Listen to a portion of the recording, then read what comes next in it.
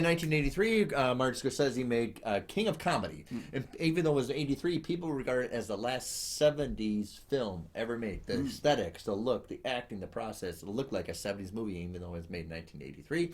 I would use that same as Popcorn, made in 1992, but has the aesthetics, the casting, and the feel of a movie of 1987. Yeah. I mean, if you didn't know it was from 1992 and you watch this movie, like, this was such an 80s movie. It's from, like, about 85, 86. No, 1992. They have the classic Revenge of the Nerds cleaning montage in it, too. So, like, yeah, this is an 80s movie in 90s. Yeah, and then you're like, 92? Like, what? Kyle was 2 when this came out, right? Yeah. I missed out on a good one there. All right, so pull out some popcorn. Popcorn. And what? And let's talk popcorn.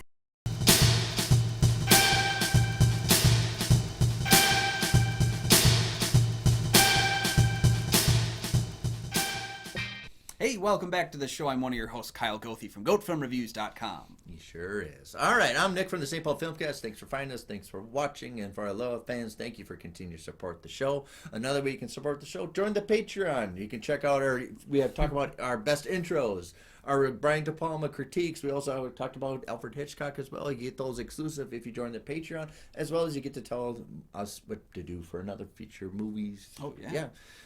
Both Kyle and I are members of the Minnesota Film Critics Alliance. Check out that webpage for critics reviews as well as ours. And today we're going to talk about a movie that, well, you'd have to have popcorn when you've seen this movie.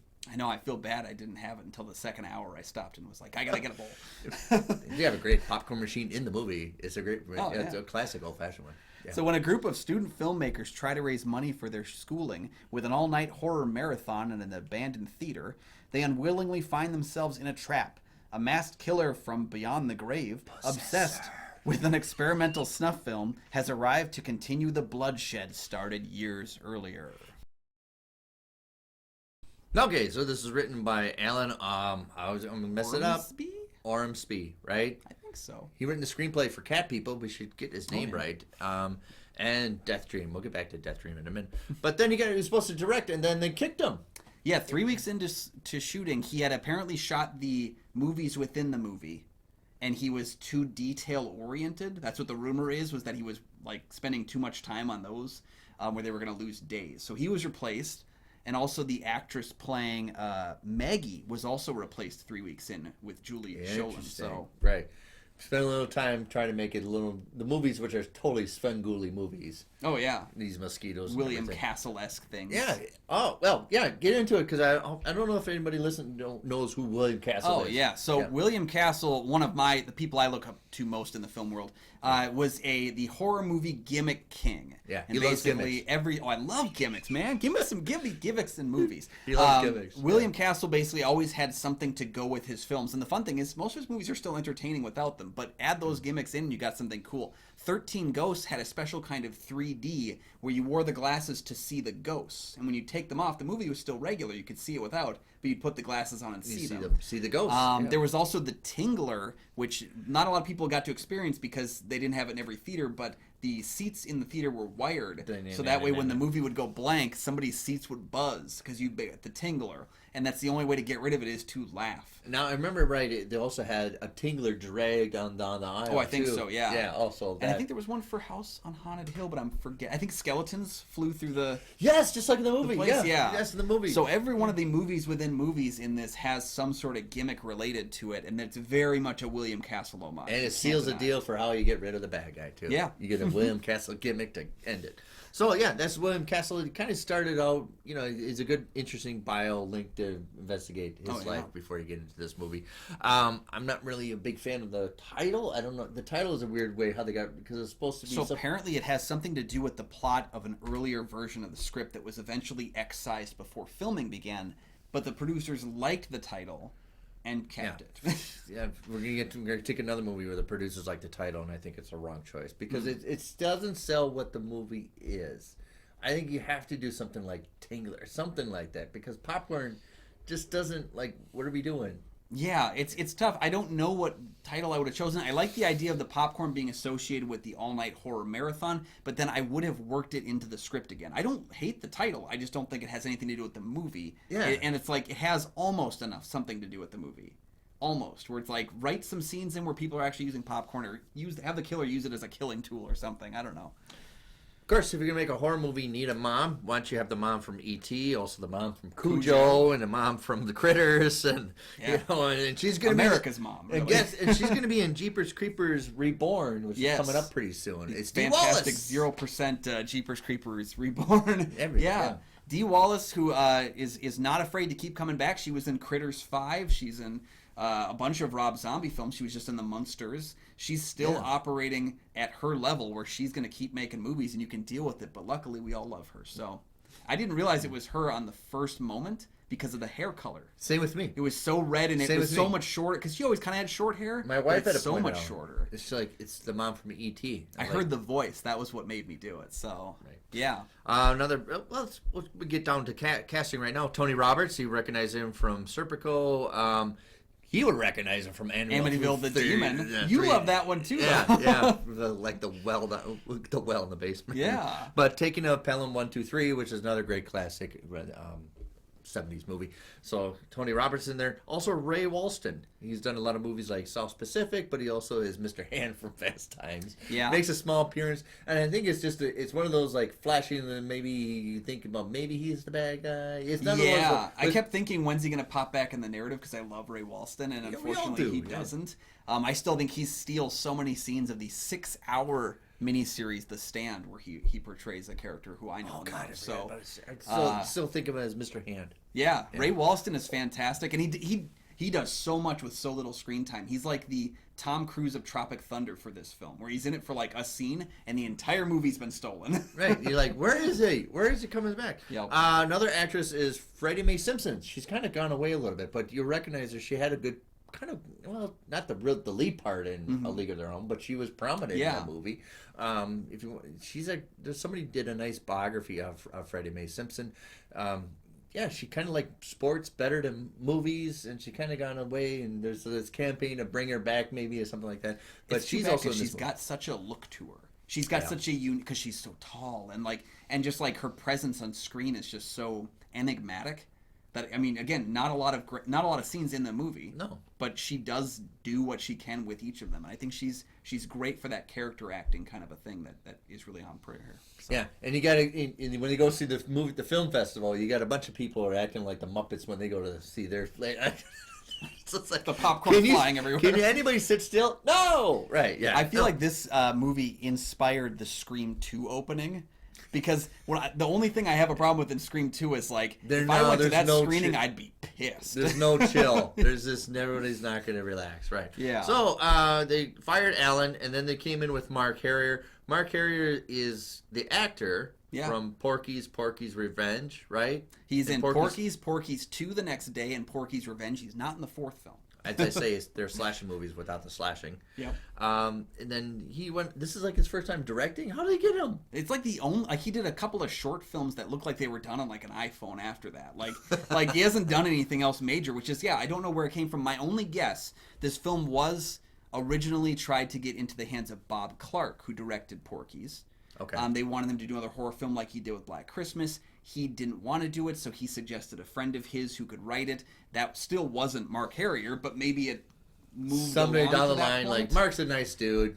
He'll be on schedule. Yeah. So like Mark stepped into this thing with problems, like with things that he had to fix because they were behind shooting already. They had thankfully, I think, had completed all the movies within movies, so he just got to focus on the main story, which is good. But he also had a brand new lead actress who had done no prep work with any. Jill Schoelen, who had done no prep work with anyone else, so he had to build that chemistry still. He had so much stuff he had to deal with this movie and still turn it up at the end. It's still hats off to him. Just to get it made. Yeah. It's going to be finished. The movie being finished would have been a miracle. So, and they talk about like The Possessor. We all critique on the movie. Possessor. Yeah, we did. I wonder if that's where they got the title. It's a kind of a match because a lot of people that was on Death Dream and Deranged came back and helped out with this movie with Alan kind of. Was Alan part of that too? Alan was part of that, and so was Bob Clark in some capacity. So that was how Alan got into the film as well. Which is very late. Those are 80s and 70s movie. That's why that has kind of the look and aesthetic of the 80s movie.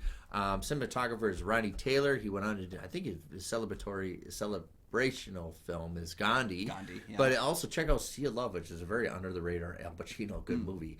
And then The Steal in 1995, which is really weird because he's somebody who did this movie, then he does this cinematography for this. Yeah, right? This is an odd cinematography choice just because he's surrounded by these what I would call prestige films, and then he's like, I'm going to go to Jamaica and shoot this movie. Yeah, it was shot in Jamaica. That's why they have a reggae band at one point. Yes. It's the Ward Theater in Jamaica that doubles for the Dreamland Theater where the movie is set.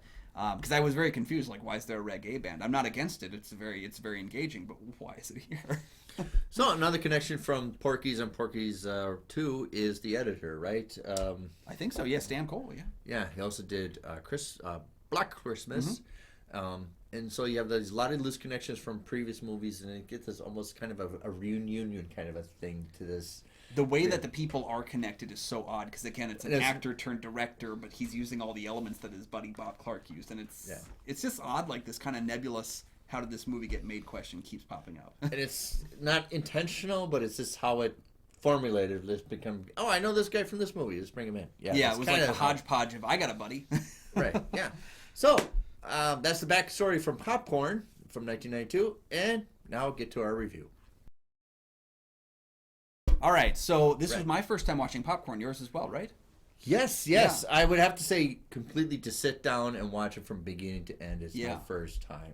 Honestly, I've seen it bits and pieces because it's been the video store and I would put the monitor. So I've been. I still remember the cover from my VHS hunting days back when I was a kid. It was always the cover up there. Where I don't know why I never rented it, but I'll say this: the movie's a messy movie. And I'm sure, like, again, having all these people in and out of production, knowing the story behind it, I'm actually surprised it's not more messy. But one thing I really appreciate about it is it's really entertaining. Throughout all of its issues, it's really, really entertaining. Right. And for a movie that you say is like the last of the 80s movies, this was kind of a precursor to a lot of what we'd get in the 90s. A self-referential movie that's looking inward at horror films that we credit things like New Nightmare and especially Scream with kind of having the self-aware horror. And this one does. This is what's that. It walked so that those movies could run, if you will. And it's a movie that not only is self-aware, but of the 50s horror movies and the 80s horror movies. Yeah, kind of like Night of the Creeps did, you know? Yeah, Night of the Creeps. Takes its time. Mm-hmm. If you want to pop this movie and you think it's going to start right away, it's a slow burn. But once it gets its bearings into the movie theater, then the action kicks in. Because you didn't have a lot of play with the theater, almost, we forget. You didn't have assigned seats back then, and then the boyfriend goes and gets more popcorn, and then some bouldering dude. You gotta wonder what the date was thinking that whole time. Were you not gonna move with him? Like, and then you're upset that he's going to talk to his, like, ex-girlfriend or whoever it is. Like, what's the question? Yeah, so we forget, back in those days, there was no assigned seating. You left your seat. Somebody's gonna get it. Yep. Yeah. Too bad for you. But yeah, overall it's a slow burn, but the second act and the pace, and it gets going. It almost has a little bit of like the movie where you watch the movie and you die. Oh, the Ring. Yeah, it kind of does. Possessor. It made me think of these times because here in the Twin Cities we have a place called the Parkland Theater, and I've been to all night horror movies there. I've been to exclusive events with stars from old classic horror movies there, and they did a night where they just showed horror movie trailers and people went and like guffawed. Everyone sits on couches instead of theater seats, so it's kind of a hangout kind of a thing. There's no upper deck for those, right? Yeah, it felt like going to those classic older theaters where it's like a celebration. You're only there if you want to see a movie, if like you really care to see it. I saw Rock and Roll High School with PJ Souls and one of the Ramones at that theater, and it was just like this. You go because you want to be a part of the movie, and that's what I really appreciated about this. Although I will say they should have had at least one person in that like seating area who was being an absolute nightmare to the people around him and got punished, because that's how usually those things are. There's always one bad apple that's really ruining the experience. But get out of here, you stop. Yeah. Right. So, like I said, it starts slow. Mm-hmm. That might be the most heavy criticizing of the movie because it takes the time to like, just get to the film festival, right? Oh, okay. Yeah, and then you got the introductory to characters, which kind of paint by numbers for a kind of a horror movie. Oh, this person could be the bad guy. This person. Then you got a little bit of the red herrings and all that stuff. Yeah. But once you get once you see the prop of the mosquito, then you know this is going. So the thing that the horror is slow burn, but I was never bored during the beginning because it was kind of kind of an 80s comedy for a while. Like I said about the Revenge of the Nerds cleaning montage, like you've got to put one foot, as they go through and clean it up, and having the setup and all the masks and people showing up. There's always something happening on screen. I mentioned it as not as like you got to blast it, because a lot of slasher movies start slow. Oh, yeah. But usually they'll throw a kill in there at the beginning, and this one kind of doesn't. No, right. You get all this lot of and even the first kill of the movie isn't even a kill. Someone just gets kidnapped, and we'll see him later. I know. When I was watching, it's like, oh, now we go in this room for more exposition, which is kind of fun. Yeah. The thing I laughed about, though, is I noticed a trend where it was like, if you're a well-known actor, you're going to just get dispatched earlier in the film. Right, yes. Because they have places to go. But, Jill Schoelen, who was the lead in the Robert Englund starring Phantom of the Opera, she was also the lead in The Stepfather. Yes. So she's done a number of films from that time period. God, we haven't done Stepfather yet. What's wrong with us? Join the Patreon. Tell us what you do. So Jill Schoelen, who's led a lot of these 80s kind of movies, you can see there's a little bit of stumbling in her performance because she stepped into the role 3 weeks into shooting.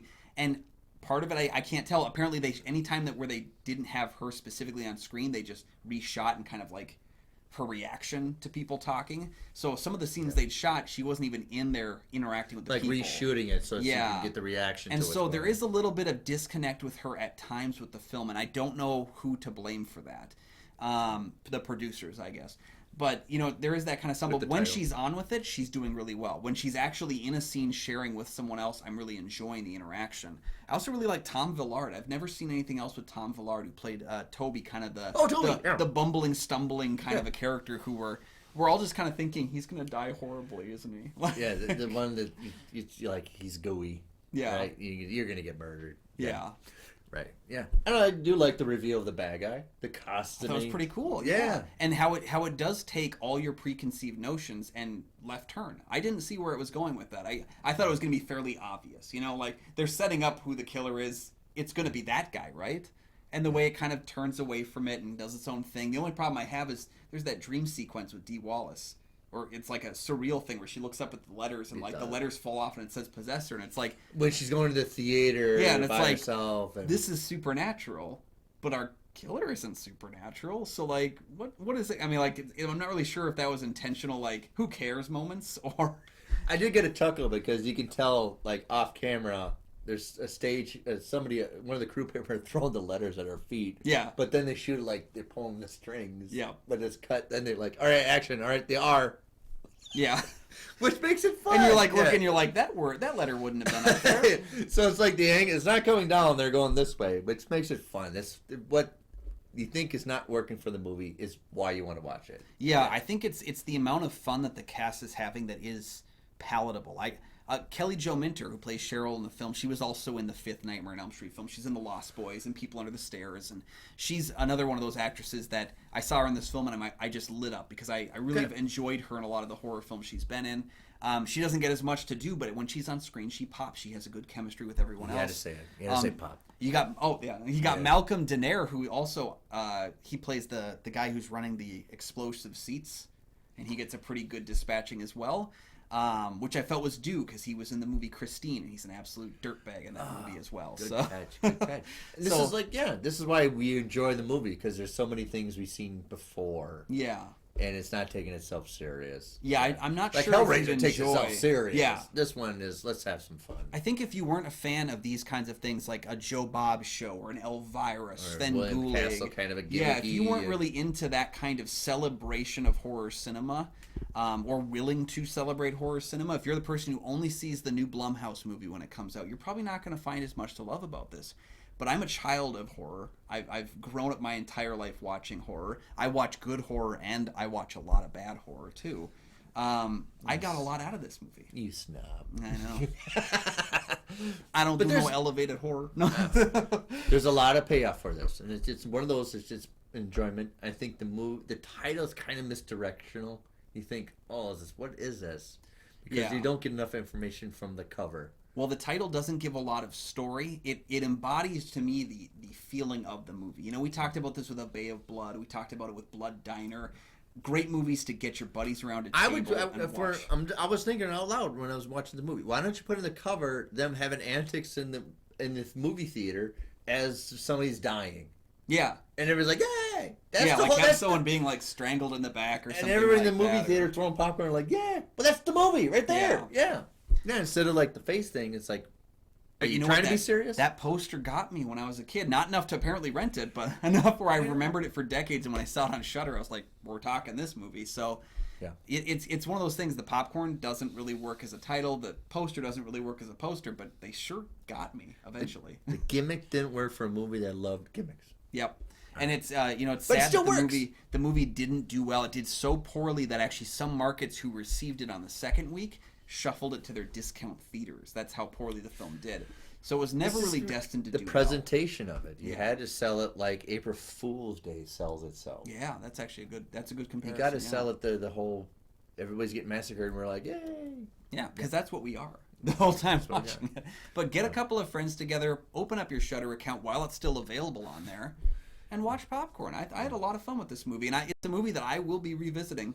I think I've already ordered my Blu-ray. I think you should. So. Yeah, as soon as it finishes, like you probably want to watch it again. Yeah, and I actually enjoyed it enough to I kind of want to watch the movies within the movies.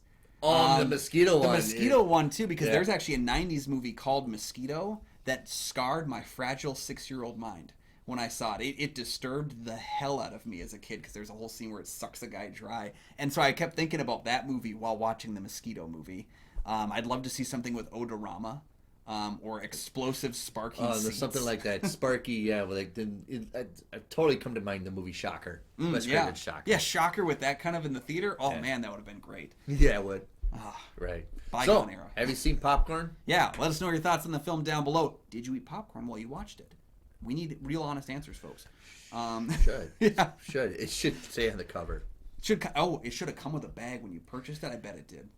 See, you like gimmicks. I love gimmicks. Anyway, let us know your thoughts on the film down below. And what's your favorite recent watch on Shudder? We got a lot of fans who watch our horror shows who join us and watch a lot of the films that we watch on Shudder. What have you been watching? Let us know in the comments. We'd love to talk about another Shudder film. I like talking movies, and we're having fun. Right, we're having fun. Please make sure to like and subscribe when you do so as well. They help to support the channel and make sure you never miss new episodes of the show. And don't forget to check out that Patreon. Nick described it earlier. The link's down below. Patreon.com/KyleNickOnFilm.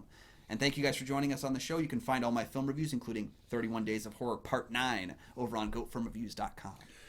You can find my show, the St. Paul Filmcast, anywhere you find podcasts. And I'll make a confession. I actually Googled who was the killer before I watched the movie. Sin. I know it's a sin, but I enjoyed it overall anyways. Throw your popcorn now.